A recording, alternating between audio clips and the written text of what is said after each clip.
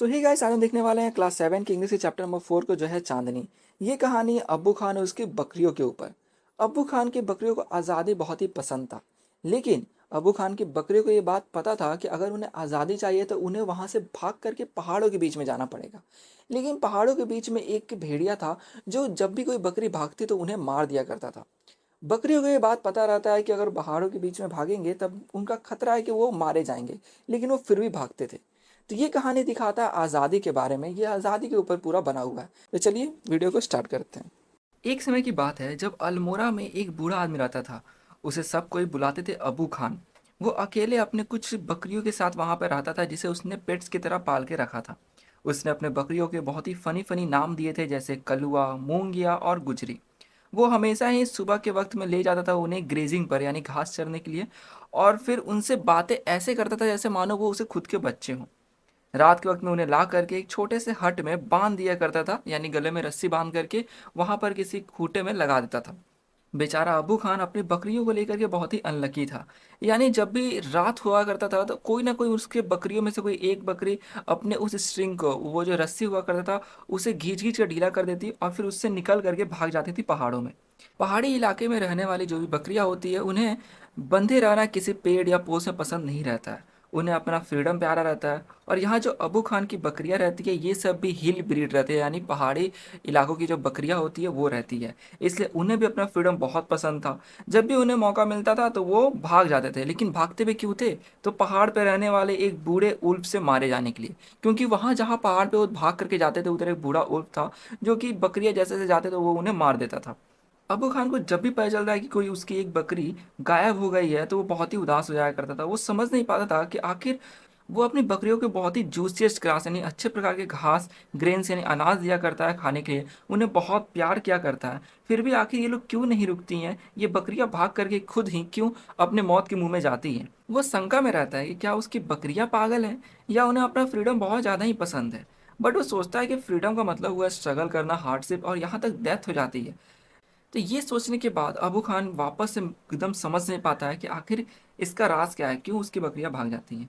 एक दिन हुआ जब उसने देखा कि उसकी सारी बकरियां एक एक करके जा चुकी हैं, तो अबू खान अपने आप से कहता है कि अब वो अपने घर में कोई भी बकरी को नहीं पालेगा। बोलता है कि मुझे बस और कुछ साल जीने हैं तो मैं अकेले यहाँ पे जी लूंगा बिना किसी बकरी के।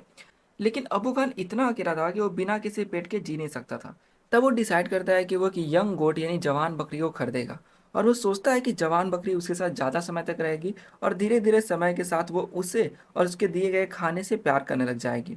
और इस तरह बाद में वो पहाड़ पे जाने की इच्छा ही नहीं करेगी। और ये सोच करके वो बहुत हंसने लग जाता है। नई बकरी बहुत ही प्रिटी थी और एकदम स्नो की तरह वाइट थी। उसके दो सींग थे और लाल चमकते हुए दो आँख थे। चांदनी का टेम्परामेंट बहुत ही फ्रेंडली था, यानी नेचर फ्रेंडली था। वो अबू खान के जितने भी टेल्स हुआ करते थे उन्हें बहुत ही इंटरेस्ट और अफेक्शन के साथ सुनती थी। अबू खान उसे चांदनी बुलाता था, इसका मतलब था मूनलाइट। वो चांदनी से इतना प्यार करता था, उसे नरेट करता था स्टोरीज यानी कहानियां सुनाता था उसके फ्रेंड्स के, यानी जो पहले की बकरियां उसके पास थी उनके, कि कैसे वो जो पहले की बकरियां इसने रखा था वो बाद में भाग जाती है और मर जाती है। कुछ साल बीत जाता है, चांदनी अभी अबू खान के पास थी और अबू खान इतना बिलीव करता है चांदनी पर और सोचता है कि चांदनी उसके इस कंपाउंड को यानी जहाँ पर है वो उसके घर को छोड़ करके कभी भी पहाड़ के उस पार फ्री और फ्रेश एयर के लिए नहीं जाएगी। लेकिन अबू खान यहाँ गलत था। चांदनी हर सुबह पहाड़ों को देखती और कहती कि पहाड़ों का जो ऊपरी हिस्सा है जब उस पर सूरज की रोशनी पड़ती तो वो बहुत ही सुंदर दिखते थे। उसे लगता कि वहाँ की जो हवाएं हैं पहाड़ों पर की वो कितनी रिफ्रेशिंग होगी, और वहाँ पर जो ग्रीन फील्ड्स है उसमें दौड़ना कितना अच्छा लगता होगा, कितना मजा आता होगा दौड़ने में। चांदनी जब भी जाने की कोशिश करती पहाड़ पर तो एकदम तेजी में वो एक जर्क के साथ रुक जाती, यानी उसका गले में जो रोप लगा हुआ था वो उसको रोक देता था। उसे रोप से बहुत ही नफरत था। अब वो खाना खाना बंद कर दी थी। अब्बू खान उसे कितना भी खाना वगैरह देता वो नहीं खाती। और ना ही अब अब्बू खान की जो भी कहानियां थे उन्हें किसी इंटरेस्ट और अफेक्शन के साथ सुनती, यानी नज़रअंदाज कर रही थी। उसने अपना एपेटाइट, एपेटाइट मतलब बोलते हैं कि जो खाने की इच्छा होती है वो खो देती है और वो बहुत पतली हो जाती है। वो हर दिन सुबह सुबह हिल टॉप को यानी पहाड़ के ऊपरी हिस्से को देखती है जिसके ऊपर सूरज की रोशनी पड़ती है और उसे बहुत ही अच्छा लगता है। अबू खान समझ नहीं पाता है कि आखिर चांदनी क्यों गुस्सा है। लेकिन एक दिन चांदनी डिसाइड करती है कि वो अब्बू खान से फ्रैंकली यानी साफ साफ बात करेगी। वो बोलती है अब्बू खान से कि अब्बू खान मुझे पहाड़ पर जाने दो, मैं यहाँ तुम्हारे कंपाउंड में और नहीं रह सकती हूँ।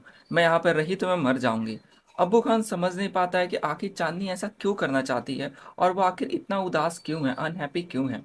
उसके हाथ में एक अर्थन पॉट था, यानी जो मिट्टी से बना हुआ घड़ा था, जिसके अंदर वो चांदनी के लिए खाना लेकर के आया था सुबह का, यानी ब्रेकफास्ट। तो उस समय उसके हाथ से वो गिर जाता है और बहुत सारे टुकड़ों में टूट जाता है। अब्बू खान चांदनी से पूछता है कि तुम मुझे क्यों छोड़ना चाहती हो। चांदनी बोलती है, मुझे पहाड़ों पर जाना है। वो बोलता है कि क्या तुम्हें यहाँ खाना पसंद नहीं है, मैं तुम्हें और भी स्वादिष्ट खाना ला कर दूंगा और तुम्हें एक बड़ी रस्सी दूंगा, यानी बड़ी रस्सी से बांधूंगा।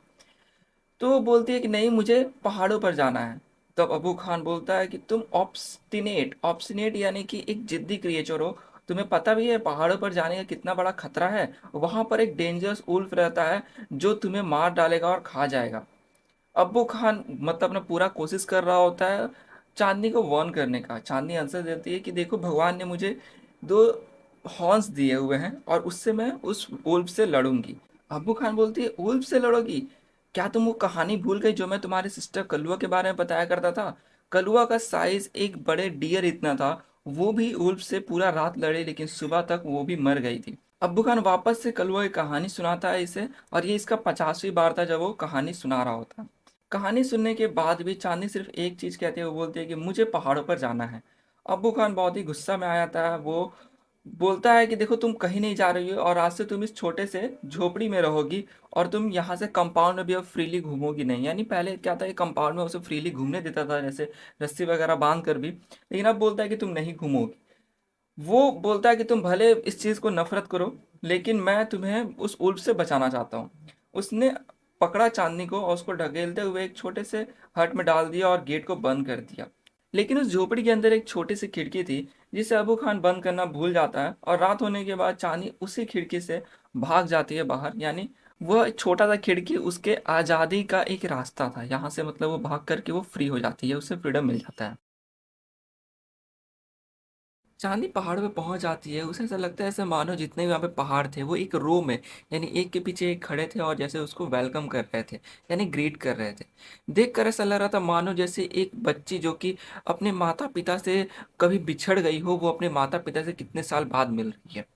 जहां पर भी जाती वहां पर लंबे बड़े घास थे जो लग रहा था कि एम्ब्रेस, यानी उसे गले लगा रहे हो। जो भी फ्लावर थी वो खिल रहे थे, ऐसा लग रहा था कि उसे वो बहुत ही अच्छे लग रहे थे। हवाओं में एक अलग ही धुन थी। चांदिया कंपेयर करती है कि जब वो पहले अबू खान के प्रिजन हाउस में रहती थी। प्रिजन हाउस इसलिए कहा गया क्योंकि वहां पर अबू खान भले उसे खाने पीने के लिए सब अच्छा देता था, लेकिन कोई भी फ्रीडम नहीं था कि कोई कहीं आ जा सके। तो वो कहते हैं कि उससे यह कितना अलग जगह है। उसके लिए आज का दिन सबसे हैप्पीएस्ट दिन था।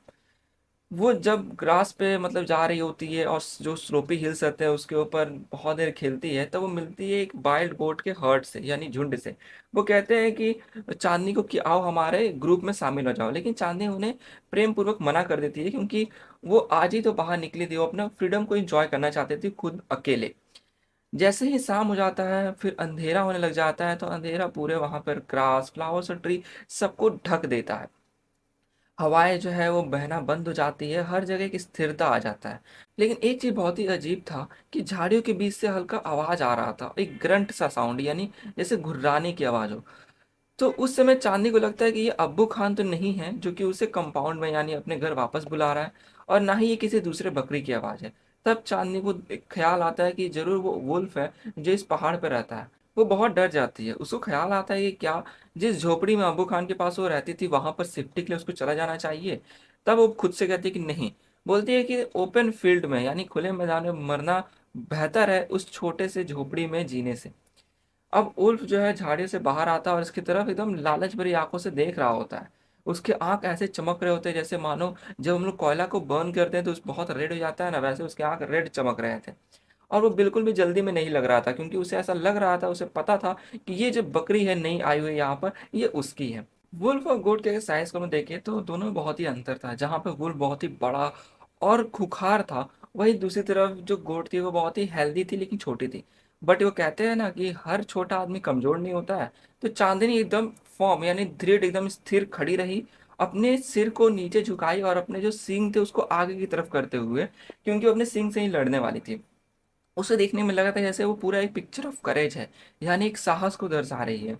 वो एक ब्रेव सोल्जर की तरह रेडी थी, जैसे मानो एक सोल्जर जो कि अपने कपटी यानी ट्रेचियस एनिमी से लड़ने के लिए तैयार हो। चांदनी कहती है कि उसे अच्छे से लड़ना हो, क्योंकि जीत हार तो डिपेंड करता है लक और चांस पे, यानी हो सकता है वो जीत जाए हार जाए।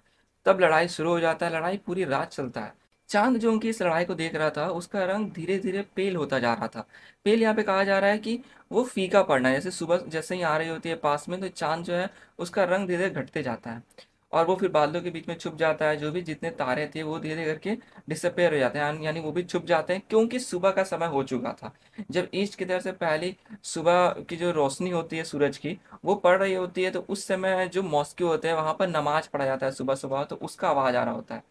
सूरज की पहली किरण जब पड़ती है धरती पर, तो उस समय चांदनी दिखाई पड़ती है ग्राउंड पर, यानी जो जमीन है वहां पर गिरी हुई, वहां पे पड़ी हुई थी वो, और पूरा ब्लड में सोक्ड थी, यानी पूरे ब्लड से भरा हुआ था उसका बॉडी। जो वुल्फ था वो भी बहुत ही टायर्ड और स्लीपी लग रहा था, और वो तैयार था चांदी को अब डिवार यानी खाने के लिए। एक असेंबली ऑफ बर्ड, यानी कि कुछ बर्ड्स होते हैं ना, उनका ग्रुप आकर के पेड़ के ऊपर बैठ गया, और वहां पे यह डिबेट चल रहा था इस लड़ाई के रिजल्ट को लेकर के। एक ने पूछा कि कौन है विनर, तो बहुत सारों ने कहा कि वुल्फ है विनर ऑफ कोर्स। तभी एक वाइस ओल्ड बर्ड ने ये क्लेम किया कॉन्फिडेंस के साथ, यानी बहुत ही समझदार बूढ़ा सा बर्ड था, वो कहता है कि चांदनी विनर है। अब यहाँ पे चांदनी वो विनर इसलिए कहता है क्योंकि देखो, चांदनी का एक अलग ही गोल था, उसे चाहिए था फ्रीडम, जो कि उसे मिल गया। ये अलग बात है कि वो उस वुल्फ से नहीं जीत पाई, तो वो एक अलग ही केस था। यहाँ पे आज़ादी पे इसलिए प्रभाव डाला गया है क्योंकि देखो, बहुत बार ऐसा होता है कि अगर आप आज़ाद नहीं हो तो आप एक घुट घुट के जी रहे होते हो, क्योंकि आपके पास ना ही कोई पावर रहता है, ना ही आप डिसीजन ले सकते हो, ना ही आप कुछ कर सकते हो अपने मन से।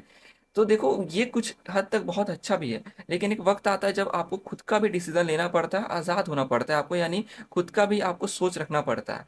अगर आप आज़ाद नहीं है, मानिए आप किसी और के कंट्रोल में हैं, यानी आप अपना लाइफ जी ही रहे नहीं रहे हैं। तो यही चीज़ यहाँ पर बोला गया है चांदनी के साथ है, कि चांदनी भी मानो वो खुद का लाइफ नहीं जी रहे थे, क्योंकि अबू खान भले उसे अच्छा खाना दे रहा था, लेकिन वो पूरा उसके कंट्रोल में थी, क्योंकि उसे परमिशन नहीं था कि वो कहीं जा पाए पहाड़ों के बीच में, खुद का कोई डिसीजन ले पाए। इस यहाँ पर आज़ादी को इतना ज़्यादा बोला गया, उसके ऊपर प्रभाव डाला गया है। तो ये था पूरा इस चैप्टर के अंदर। आशा को वीडियो अच्छी लगी तो प्लीज़ लाइक कर दे, दोस्तों शेयर कर दे, और चैनल सब्सक्राइब करना बिल्कुल भी ना भूलें। तो मिलते हैं हम नेक्स्ट चैप्टर की वीडियो में।